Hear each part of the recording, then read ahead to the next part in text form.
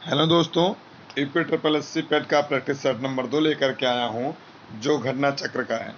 इसका पहला practice set मैंने हल करा दिया है। अगर आप लोग देखना चाहते हैं तो हमारे यूट्यूब चैनल एजुकेशनल ट्रेनिंग में जाकर के आप देख सकते हैं। और अगर आपको ये वीडियो हमारा समझ में आएगा तो आप लोग लाइक, शेयर और सब्सक्राइब भी कर सकते हैं।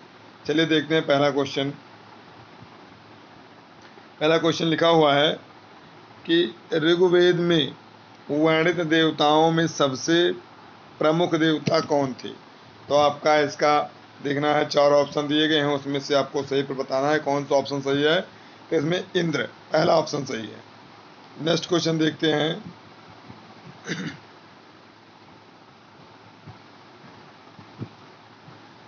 नेक्स्ट क्वेश्चन है, अशोक के अभिलेख को सर्वप्रथम किसने पढ़ा। तो आपका आंसर होगा जेम्स प्रिंसेप। नेक्स्ट क्वेश्चन है, गुप्त साम्राज्य का वास्तविक संस्थापक किसे माना जाता है। तो आपका आंसर होगा चंद्रगुप्त प्रथम को। चंद्रगुप्त प्रथम को गुप्त साम्राज्य का वास्तविक संस्थापक माना जाता है। नेक्स्ट प्रश्न है, दिल्ली पर राज करने वाली प्रथम महिला शासिका थी। तो इसमें बताना है कौन थी जो प्रथम महिला शासिका थी और दिल्ली पर राज किया है। तो कौन थी, रजिया सुल्तान, यानी ऑप्शन नंबर बी सही है। नेक्स्ट प्रश्न है, धन निष्कासन का विरोध किसने किया था। तो आपका जवाब होगा इनमें से कोई नहीं। ये जो तीनों दिए हुए हैं, सर सैयद अहमद खान, स्वामी विवेकानंद, महात्मा गांधी, ये तीनों नहीं थे। नेक्स्ट क्वेश्चन है, सरोजिनी नायडू को किस वर्ष कांग्रेस अधिवेशन का अध्यक्ष बनाया गया था। तो आपका करेक्ट जवाब होगा इसका 1925 में। नेक्स्ट प्रश्न है, महात्मा गांधी के राजनीतिक गुरु कौन थे। तो लगभग में सबको पता होगा, गोपाल कृष्ण गोखले, यानी ऑप्शन नंबर बी सही है। नेक्स्ट क्वेश्चन है, निम्नलिखित घटनाक्रम को सजाइए, कौन सी घटना पहले घटित हुई है बताना है आपको। तो देखिए इसमें से पहले आपका क्या हुआ है, बंगाल विभाजन हुआ है, उसके बाद में चंपारण आंदोलन हुआ है, फिर खेड़ा आंदोलन, उसके बाद में जलियांवाला बाग कांड हुआ है, यानी ऑप्शन नंबर ए इसका सही है। नेक्स्ट क्वेश्चन है, सुभाष चंद्र बोस ने कांग्रेस से कब इस्तीफा किया था, यानी कब इस्तीफा दिया। तो आपका सही जवाब होगा 1939 में। 1939 में सुभाष चंद्र बोस ने कांग्रेस से इस्तीफा दे दिया। नेक्स्ट प्रश्न है, भारत छोड़ो आंदोलन के समय करो या मरो का नारा किसने दिया था। ये आपका जवाब होगा महात्मा गांधी ने कहा था, करो या मरो। नेक्स्ट प्रश्न है, एशिया की सबसे लंबी नदी का नाम क्या है। तो आपका जवाब होगा यांगत्से नदी। नेक्स्ट प्रश्न है, जो आपको निम्नलिखित को मिलान कीजिए, 12 नंबर है। इसमें एक तरफ पर्वत श्रृंखला है, दूसरे नंबर महाद्वीप हैं, यानी कौन से पर्वत श्रृंखला किस महाद्वीप में आता है।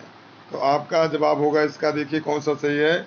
इसमें देखिए पहला जो है, ये हिमालय जो है उत्तरी अमेरिका में है, और दूसरा जो है एंडीज वो दक्षिण अमेरिका में है, तीसरा रॉकी जो है वो एशिया में है, यानी ऑप्शन नंबर ए सही है इसका। नेक्स्ट प्रश्न देखते हैं, कोयला भंडार के मामले में 2020 के अंत तक की स्थिति के अनुसार दुनिया में भारत का कौन सा स्थान है। तो आपका जवाब होगा ये 5वां स्थान है। नेक्स्ट प्रश्न है, भारत के किस शहर को पूर्व का एथेंस के रूप में जाना जाता है। तो इसका सही जवाब होगा, आपका सही जवाब क्या है, मदुरै को। नेक्स्ट क्वेश्चन है, गांधीनगर की राजधानी है, यानी गांधीनगर किसकी राजधानी है। तो आपका जवाब होगा गुजरात। गुजरात की राजधानी क्या है, गांधीनगर। अगला क्वेश्चन है, भारत में पंचवर्षीय योजना बनाने की जिम्मेदारी किसने की थी। तो आपका सही जवाब होगा योजना आयोग ने। अगला प्रश्न है, देखते हैं, बैंकों का बैंक किसे कहा जाता है। बैंकों का बैंक किसे कहा जाता है, एसबीआई और आरबीआई दोनों को कहा जाता है बैंकों का बैंक। नेक्स्ट क्वेश्चन है, सेज का पूर्ण रूप क्या है। सेज का, एक मिनट, 17 नंबर फिर से देखते हैं, एक मिनट गलती हो गई है, 17 नंबर, हाँ 17 नंबर में जो है बैंकों का बैंक किसे कहा जाता है, ये कहा जाता है आरबीआई को केवल, नहीं बी नंबर सही है। नेक्स्ट क्वेश्चन है सेज का पूर्ण रूप क्या है? तो आपका सही जवाब होगा बी नंबर, यानी स्पेशल इकोनॉमिक जोन।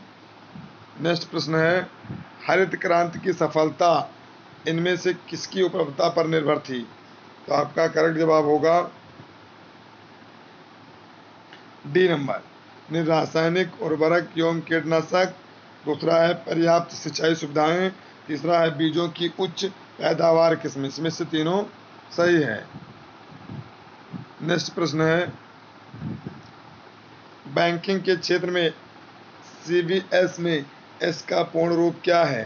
तो आपका जवाब होगा कोर, यानी ए। सी का क्या होता है? कोर होता है। अगला प्रश्न है भारतीय संविधान में मौलिक अधिकार किस देश के संविधान से लिया गया है? तो आपका जवाब होगा ए नंबर, यानी अमेरिकी संविधान से लिया गया है। अमेरिका से भारतीय संविधान में मौलिक अधिकार को लिया गया है। नेक्स्ट प्रश्न है धर्म, मूल वंश, जाति, लिंग अथवा जन्म स्थान के आधार पर विभेद का प्रतिषेध भारतीय संविधान के मौलिक अधिकारों के किस वर्ग में आता है? तो आपका करेक्ट जवाब होगा सी नंबर, यानी समता का अधिकार या समानता का अधिकार। नेक्स्ट प्रश्न है लोकसभा में सदस्यों का कार्यकाल कितने वर्षों का होता है? लोकसभा के सदस्यों का कार्यकाल आपका जवाब होगा ये 5 वर्षों का होता है। अगला प्रश्न है भारतीय संविधान का कौन सा अनुच्छेद राज्यों में राज्यपालों का प्रावधान करता है? इसका भी जवाब होगा आपका ए नंबर, यानी 153। नेक्स्ट प्रश्न है किस संवैधानिक संशोधन ने भारतीय संविधान में भाग 9 का नगर पालिकाएं जोड़ा था? तो आपका जवाब होगा ए नंबर, 74वां संवैधानिक संशोधन अधिनियम। अगला प्रश्न है समय की एसआई इकाई क्या है? तो इसका इकाई क्या होता है? सेकंड। अगला है कांसा किसकी मिश्र धातु है? तो ये आपका होगा तांबा और टिन का मिश्र धातु है कांसा। अगला प्रश्न है आवर्त सारणी सर्वप्रथम किसके द्वारा दी गई थी? तो आपका जवाब होगा दिमित्री मेंडलीव, सी नंबर।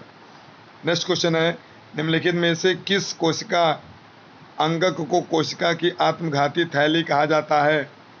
तो किसे कहा जाता है? लैनकाय को। अगला प्रश्न है निम्नलिखित में से कौन सा एंजाइम लार में पाया जाता है? तो आपका जवाब होगा इसमें टाइलिन। टाइलिन एंजाइम जो है वो लार में पाया जाता है। अगला प्रश्न है देखिए तरुण का विलोम क्या है? तो आपका जवाब होगा वृद्ध। अगला प्रश्न है जो स्त्री सूर्य भी ना देख सके वाक्यांश के लिए एक शब्द है उसे क्या कहते हैं? तो आपका जवाब होगा असूर्यमपस्या, बी नंबर। व्योम का पर्यायवाची शब्द नहीं है, तो आपका जवाब होगा पीयूष। पीयूष जो है व्योम का पर्यायवाची शब्द नहीं है। नेक्स्ट क्वेश्चन है शेर को सवा शेर लोकोक्ति का क्या अर्थ है? शेर को सवा शेर, यानी इसका आंसर होगा एक से बढ़कर दूसरा। नेक्स्ट क्वेश्चन है सूरज का 7वां घोड़ा गुनाहों का देवता किसकी रचना है? तो आपका आंसर होगा ये धर्मवीर भारती का है।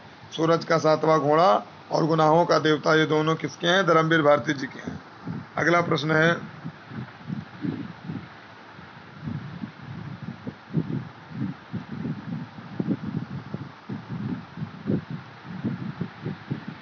चलिए इसको देखते हैं। मार्च 2022 में किस राज्य की विधानसभा पूरी तरह से कागज रहित होने वाली भारत की पहली विधानसभा बन गई? तो आपका जवाब होगा डी नंबर, इन नागालैंड। नेक्स्ट प्रश्न है 5वें बिम्स्टेक शिखर सम्मेलन की मेजबानी वर्चुअल माध्यम से किस देश द्वारा की गई है? तो आपका करेक्ट जवाब होगा श्रीलंका द्वारा। अगला प्रश्न है जून 2022 में किसी राष्ट्रीय जांच एजेंसी का नया महानिदेशक नियुक्त किया गया है? तो इसका करेक्ट जवाब होगा सी नंबर, दिनकर गुप्ता को। अगला प्रश्न है जून 2022 में कौन राष्ट्रीय रक्षा अकादमी एनडीए की परीक्षा में लड़कियों की कैटेगरी में टॉप करने वाली पहली छात्रा बनी? तो आपका जवाब होगा ए नंबर यानी सनन ढाका। अगला प्रश्न है, वैश्विक प्रतिस्पर्धात्मक सूचकांक 2022 में भारत को कौन सा स्थान प्राप्त हुआ है? तो इसका जवाब होगा 37वां स्थान प्राप्त हुआ है।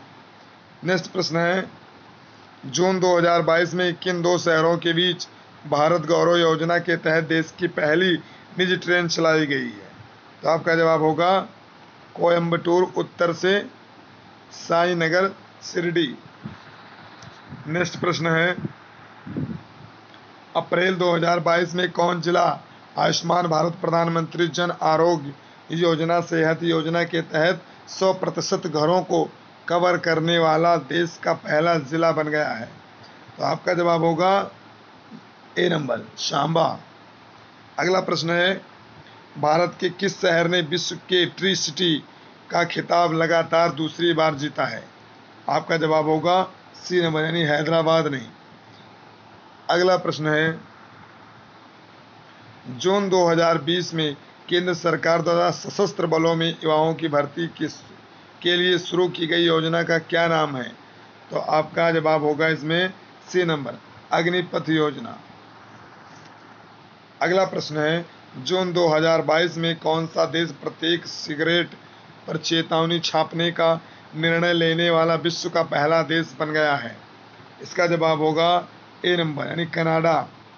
अगला है, बगदाद की राजधानी है यानी बगदाद किसकी राजधानी है? तो आपका नंबर ए सही होगा, इराक।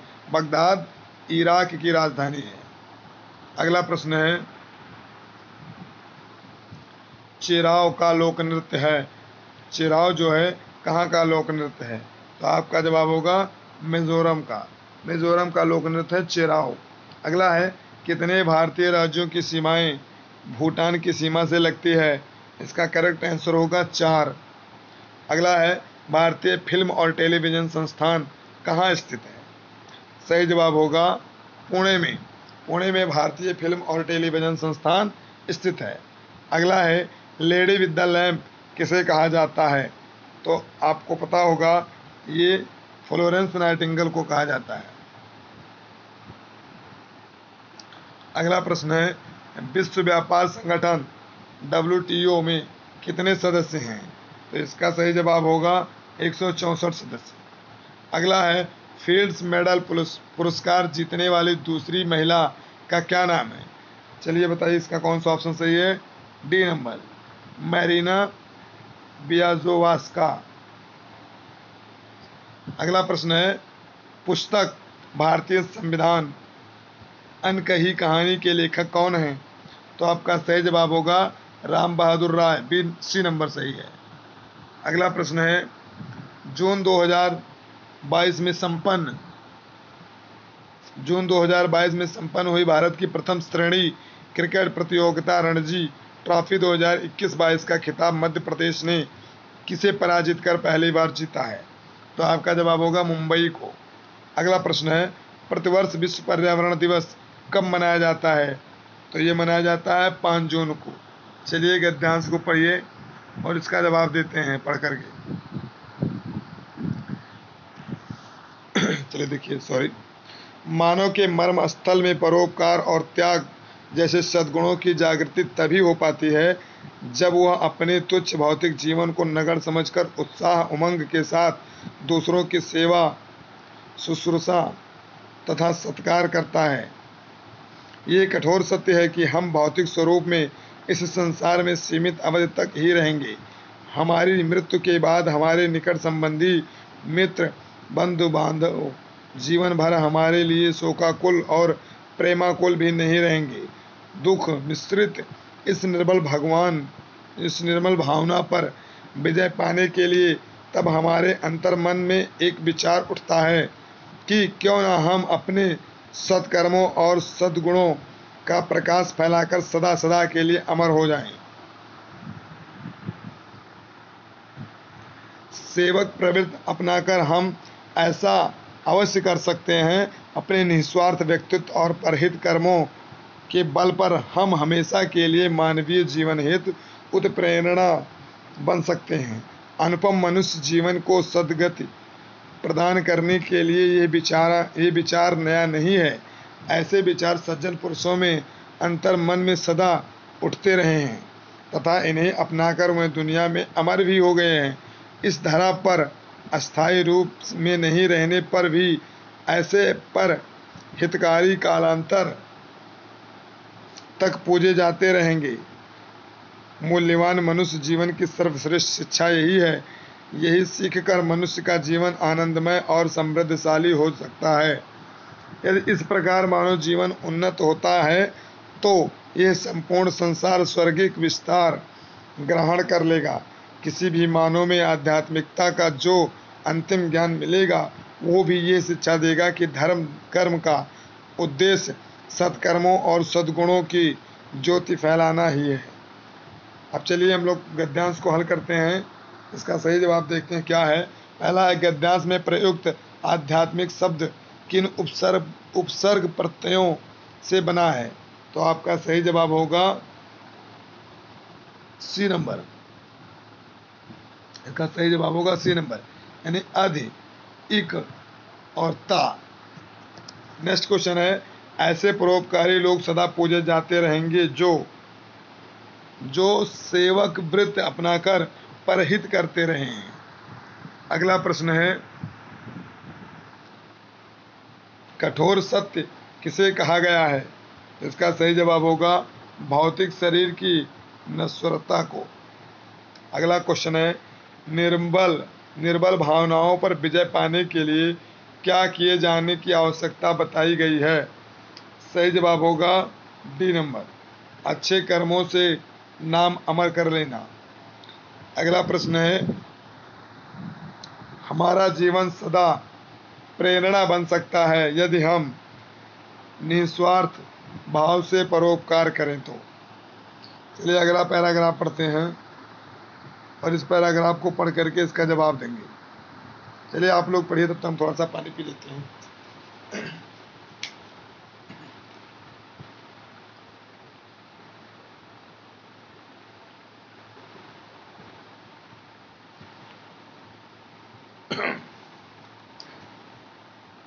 चलिए आशा करते हैं कि आप लोगों ने पढ़ लिया होगा।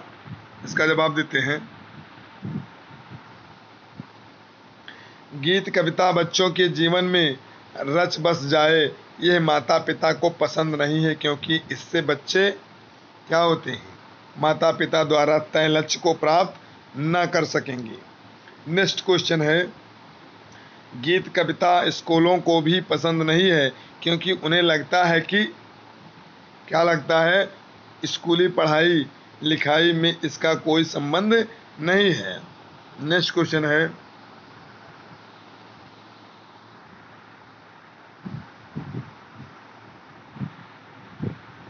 एक मिनट देखते हैं। नेक्स्ट क्वेश्चन है, गीत कविता के बारे में कौन सा कथन सही नहीं है? तो आपका सही जवाब होगा समाज में इनकी व्यापक सहमति नहीं है। अगला प्रश्न है, शिक्षा व्यवस्था गीत कविता को किस दृष्टि से देखती है?